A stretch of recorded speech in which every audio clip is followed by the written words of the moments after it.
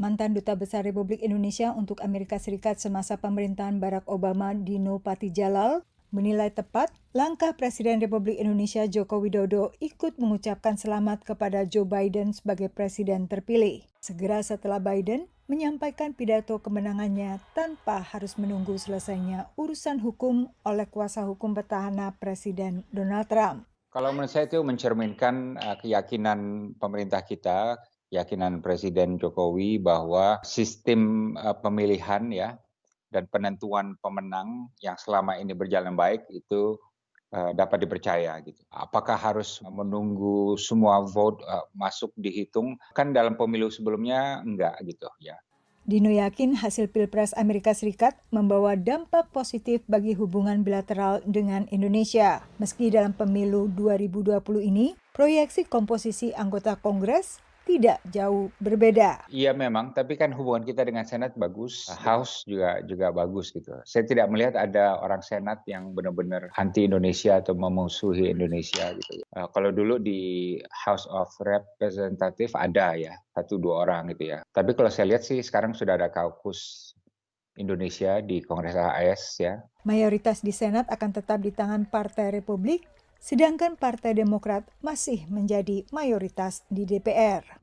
Komposisi jumlah anggota Kongres turut menentukan kelancaran Presiden menjalankan tugasnya, khususnya dalam kebijakan luar negeri, terutama karena di Kongreslah terletak wewenang membuat anggaran, termasuk anggaran pertahanan.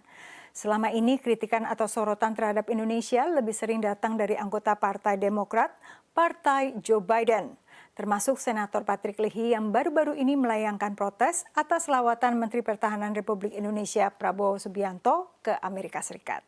Di luar posisi partisan, siapapun Presiden Amerika Serikat dan bagaimanapun komposisi Kongres, Indonesia tetap dipandang penting untuk mengimbangi ambisi Tiongkok, terutama di Laut Cina Selatan. The U.S. is juxtaposing two future worlds. One is a free and open Indo-Pacific that respects a rules-based order, and the other is a more authoritarian model that China and/or Russia, or maybe collectively, would try to impose upon the region and the world. And so the U.S., I think, is trying to say, look, if you support maintaining a rules-based order, then help us do that. You don't have to choose. Ya itu pilihannya ya berkawan, sehingga kita bisa bersatu dalam membangun kekuatan tersebut. Gitu. Ya, jadi semacam non-alignment, tapi dalam bentuk yang berubah.